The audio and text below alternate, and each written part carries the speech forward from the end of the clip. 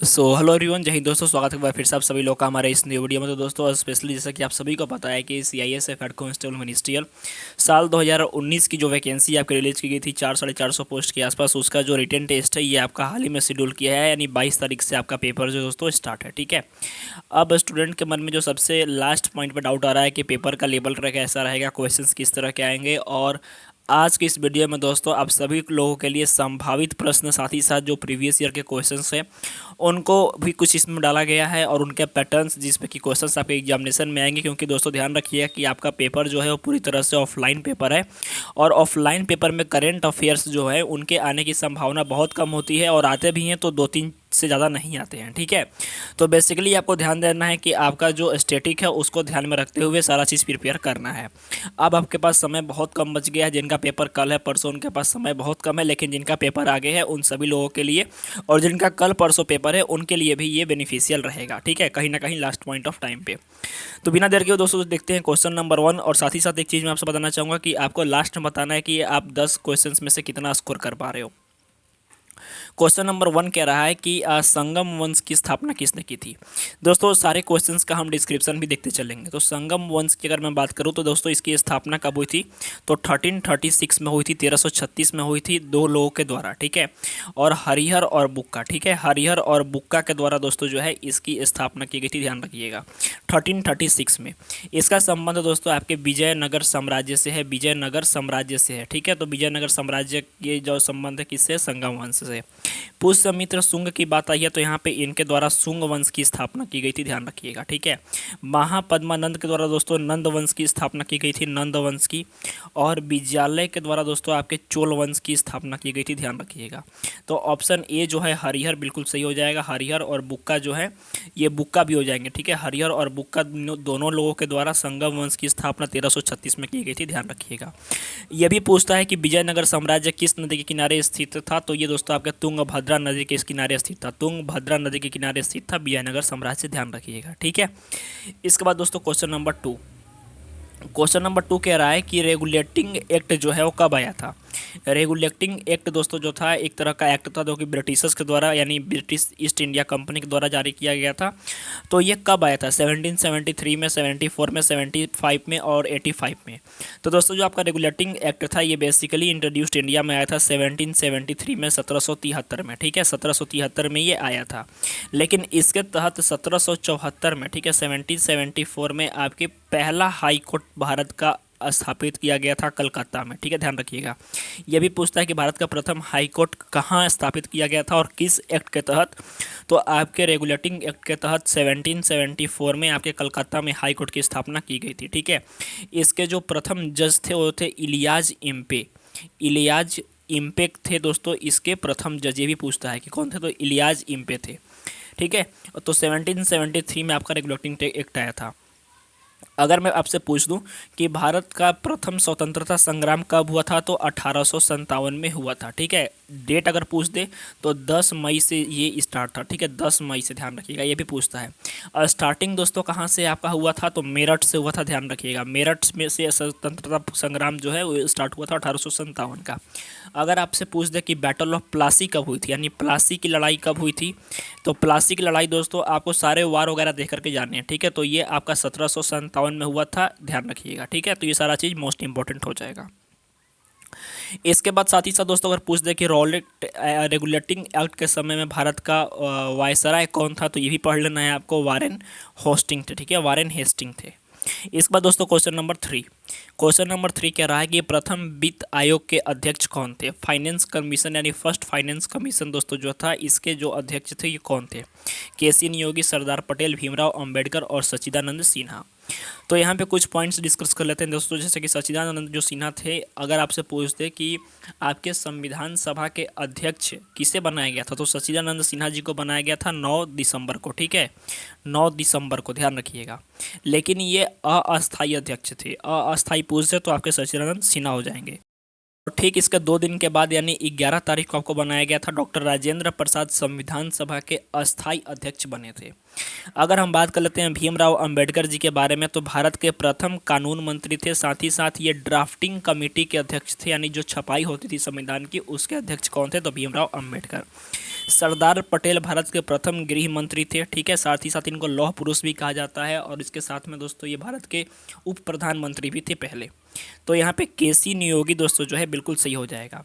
अब आप सभी लोगों के लिए मोस्ट इंपॉर्टेंट चीज़ कि दोस्तों जितने भी पंचवर्षीय योजनाएं हैं, ठीक है, एक बार जो पंचवर्षीय योजनाएं हैं आप सभी लोग पढ़ लीजिएगा।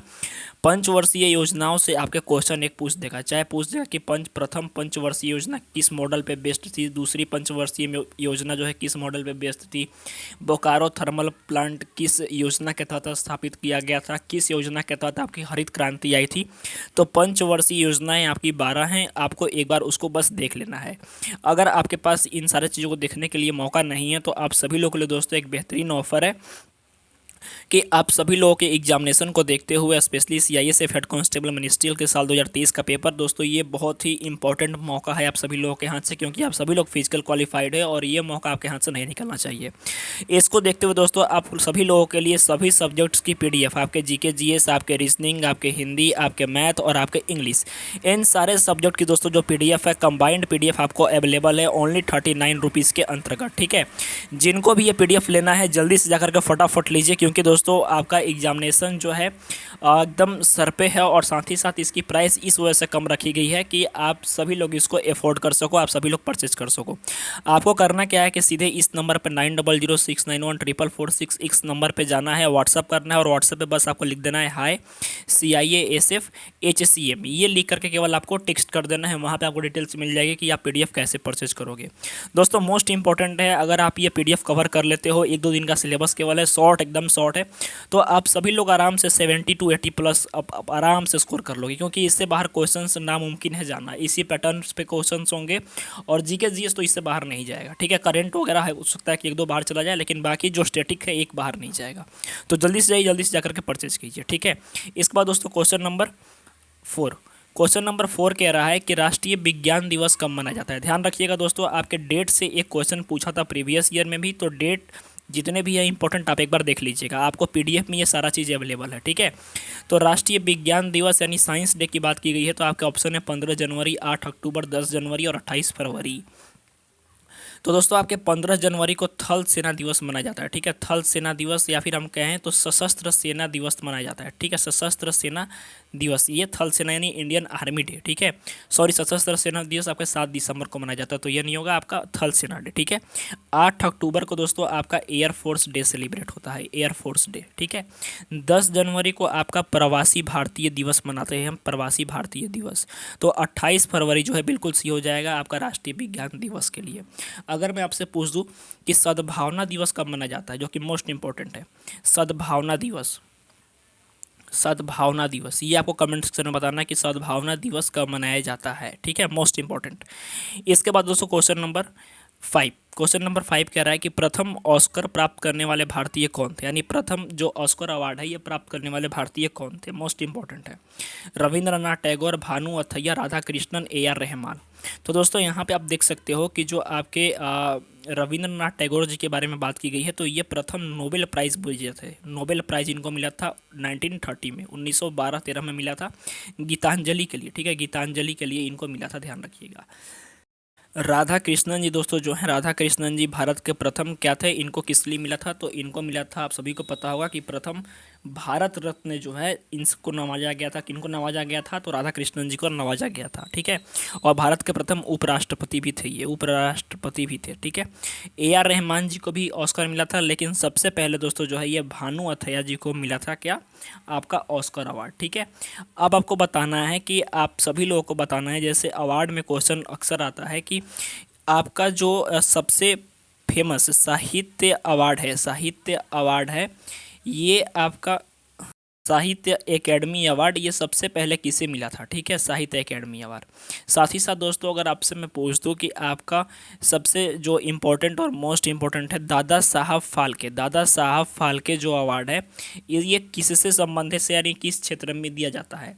इसके अलावा पत्रकारिता के संबंध में सबसे प्रख्यात अवार्ड कौन सा है, इसके बारे में हमको जानकारी होना चाहिए। तो ये सारा चीज़ आपको देख लेना है और पीडीएफ में ये सारा चीज़ मेंशन है, पीडीएफ में ये सारा चीज़ है, ठीक है, पीडीएफ में सारा चीज़ है। इसके बाद दोस्तों आपका क्वेश्चन नंबर 6, क्वेश्चन नंबर 6 कह रहा है कि यक्षगान कहाँ का प्रसिद्ध नृत्य है। नृत्य से, त्यौहार से एक क्वेश्चन 100% फिक्स कर लीजिएगा, आपके क्वेश्चन आएंगे। तो अगर यक्षगान की यहाँ पे बात की गई है तो आपके ऑप्शन है केरल, कर्नाटक, असम और उत्तर प्रदेश। दोस्तों उत्तर प्रदेश का एक फेमस नृत्य है जिसके बारे में अक्सर कन्फ्यूजन हो जाता है, ये होता है आपका कथक। ठीक है, कथक होता है। और केरल में एक होता है कथकली। ठीक है, कथकली, इसमें हमेशा स्टूडेंट परेशान हो जाते हैं, तो ध्यान रख लीजिएगा। कथकली आपका कहाँ होता है? केरल में। और कथक कहाँ होता है? उत्तर प्रदेश में। आपको डिफरेंस दोनों को मैं दिखा दिया। ठीक है, असम में दोस्तों आपका बिहू होता है, बिहू नृत्य होता है। ठीक है, बिहू। तो आपके कर्नाटक में क्या होता है? यक्षगान। ध्यान रखिएगा, यानी ऑप्शन भी बिल्कुल सही हो जाएगा, कर्नाटक में यक्षगान होता है। अगर मैं आपसे पूछ देता हूँ एक आप सभी लोगों के लिए कि गिद्धा, गिद्धा, गिद्धा कहाँ का प्रसिद्ध नृत्य है, इसके बारे में आपको बताना है। आप सर्च कीजिए क्योंकि ये भी मोस्ट इंपॉर्टेंट है। गिद्धा हो गया, आपका खेल गोपाल हो गया, ये कहाँ का है? ठीक है, तो ये सारा चीज़ बताना है। गिद्धा आपका कहाँ का है, इसके बारे में केवल आप बता दीजिए। इसके बाद दोस्तों क्वेश्चन नंबर 7। क्वेश्चन नंबर 7 कह रहा है दोस्तों, वर्तमान में भारत के जनजाति मामले के मंत्री कौन है? ठीक है, जनजाति मामले के। ध्यान रखिएगा कि आपके स्टेट एंड गवर्नर यानी राज्य जो है, राज्य और मुख्यमंत्री अभी करेंट के। ठीक है, और करेंट में जितने भी मंत्रिमंडल में आपके सदस्य हैं, किनको कौन सा प्रभार मिल रहा है, ये सारा आपको पता होना चाहिए, क्योंकि इससे हो सकता है कि एक क्वेश्चन आपका आ जाए। तो जनजाति मामले के दोस्तों आपके मंत्री कौन है? आपके ऑप्शन है ज्योतिरादित्य सिंधिया, स्मृति ईरानी, अश्विनी वैष्णव और अर्जुन मुंडा। तो दोस्तों यहाँ पे आपको बता देता हूँ कि ज्योतिरादित्य जो सिंधिया हैं ये नागरिक उड्डयन मंत्री हैं। ठीक है, उड्डयन मंत्री हैं कौन? आपके ज्योतिरादित्य सिंधिया। ठीक है, उड्डयन यानी जो फ्लाइंग, आपका जितना सारा एविएशन। ठीक है, स्मृति ईरानी ये महिला कल्याण मंत्री हैं, महिला कल्याण मंत्री हैं, विकास मंत्री। अश्विनी वैष्णव आपके रेल मंत्री हैं। ठीक है, और अर्जुन मुंडा जी हैं ये जनजाति मामले के मंत्री हैं। अगर आपसे पूछते कि भारत का वर्तमान में शिक्षा मंत्री कौन है, शिक्षा मंत्री कौन है, ये आपको बताना है। शिक्षा मंत्री वर्तमान में कौन है? तो ये आपके धर्मेंद्र प्रधान है। ठीक है, धर्मेंद्र प्रधान। इसके बाद दोस्तों क्वेश्चन नंबर 8। आप ध्यान रखिएगा कि आपके पेपर में बुक एंड ऑर्थर से एक क्वेश्चन फिक्स रहेगा, ये आएगा ही आएगा, बुक एंड ऑर्थर से। वेल्थ ऑफ नेशन किसकी रचना है? आपके ऑप्शन है सुधा मूर्ति, कलहन, दयानंद सरस्वती और गांधी जी। ठीक है, तो दोस्तों आप सभी लोगों के लिए कुछ इंपॉर्टेंट चीज़, जैसे कि गांधी जी की एक फेमस पुस्तक जो कि 1909 में आई थी, ये अक्सर पूछ देता है, इसका नाम था हिंद स्वराज। ठीक है, हिंद स्वराज ये पुस्तक थी। तो आपसे पूछ जाए कि हिंद स्वराज किस वर्ष प्रकाशित की गई थी, तो ये भी पूछ देता है कभी कभी। या फिर 1909 में इनकी द्वारा कौन सी पुस्तक लिखी गई थी, तो हिंद स्वराज। ध्यान रखिएगा। दयानंद सरस्वती का दोस्तों सत्यार्थ प्रकाश। ठीक है, सत्यार्थ प्रकाश। कलहन का एक फेमस किताब है राज तरंगणी। ठीक है, राज तरंगणी। राज तरंगणी के लेखक कौन है? आपके कलहन। और सुधा मूर्ति, सॉरी सुधा मूर्ति ये नहीं हो जाएगा दोस्तों, इसमें आपके वेल्थ ऑफ नेशन जो है ये एडम स्मिथ की रचना है। एडम स्मिथ की रचना है, ध्यान रखिएगा। ठीक है, एडम स्मिथ की रचना है कौन सी? आपकी वेल्थ ऑफ नेशन। ध्यान रखिएगा, एडम स्मिथ। एडम स्मिथ हो जाएंगे वेल्थ ऑफ नेशन के। ठीक है, तो ये ध्यान रखिएगा क्या हो जाएगा यहाँ पे, मैं लिख देता हूँ एक बार, एडम स्मिथ। ठीक है, ये किसके लेखक हैं? वेल्थ ऑफ नेशन के सुधा मूर्ति। इसमें से कोई नहीं हो जाएगा, ये सारे गलत ऑप्शन हैं, लेकिन जो मैंने बताया पॉइंट्स उसको ध्यान में रखिएगा। इसके बाद एक question number 9। Asiatic society of Bengal की स्थापना किसने की थी? एशियाटिक सोसाइटी ऑफ बंगाल की स्थापना किसने की थी? आपके ऑप्शन है विवेकानंद, सुभाष चंद्र बोस, स्वामी सहजानंद, विलियम जोन्स। तो दोस्तों आपके एशियाटिक सोसाइटी ऑफ बंगाल की अगर बात कर लेते हैं, उससे पहले स्वामी विवेकानंद जी के द्वारा रामकृष्ण मिशन की स्थापना की गई थी। ठीक है, रामकृष्ण मिशन की। सुभाष चंद्र बोस जी के द्वारा आज़ाद हिंद फौज की। ठीक है, INA जिसको हम कहते हैं Indian national army. Swami Sahajanand जी जो थे इनके द्वारा अवध किसान सभा, इसकी स्थापना और जो है संबोधन किया गया था। और विलियम जोन्स के द्वारा दोस्तों 1784 में आपके एशियाटिक सोसाइटी की स्थापना की गई थी, ये जो कि ध्यान रखिएगा। ठीक है, ये साल भी पूछ देता है कभी कभी। आप बता दीजिएगा कि कांग्रेस की स्थापना किस वर्ष हुई थी? कांग्रेस की स्थापना किस वर्ष हुई है, इसके बारे में आपको अगर जानकारी हो तो कमेंट सेक्शन में ज़रूर बताइएगा। Question number 10। वर्ष 2011 की जनगणना के अनुसार सबसे शिक्षित राज्य कौन सा है। दोस्तों ध्यान रखिएगा कि आपका जो पेपर है CISF HCM का, इस पेपर में आपको जो मोस्ट इंपॉर्टेंट टॉपिक्स जो देख करके जाने हैं उसके बारे में मैं आपको डिस्कस कर देता हूं एक बार। तो दोस्तों 2011 की जनगणना के अनुसार सबसे शिक्षित राज्य जो है ये आपका केरल था, ठीक है। बिहार इसमें सबसे पीछे था और हरियाणा में सर्वाधिक न्यूनतम लिंगानुपात था। तो ये सारा चीज़ आपको देख लेना है। अब इंपॉर्टेंट टॉपिक्स दोस्तों जो है ध्यान रखिएगा, यहाँ पे 2 टॉपिक्स मेंशन किए गए हैं। खेल स्पोर्ट्स में आपको देख लेना है सारा चीज़, जैसे कि खेल खिलाड़ी कितने होते हैं किसी गेम में, या फिर आपके ट्रॉफीज, ठीक है। आपके इम्पोर्टेंट डेट्स जैसे कि खेल दिवस कब मनाया जाता है, सारा चीज़ मतलब देख लेना है आपको। इसके बाद एक सबसे इम्पोर्टेंट वो है जनगणना, ठीक है। जनगणना आप एक बार देख लीजिएगा। जनगणना आप देख लीजिएगा कि सबसे साक्षर राज्य कौन है, सबसे न्यूनतम लिंगानुपात वाला जिला कौन सा है, घनी आबादी वाला कौन सा है। 2011 के जनगणना के अनुसार जितने भी पॉइंट्स हैं आप एक बार देख करके जाइएगा, क्योंकि इससे एक क्वेश्चन आने की संभावना 100% है, ठीक है।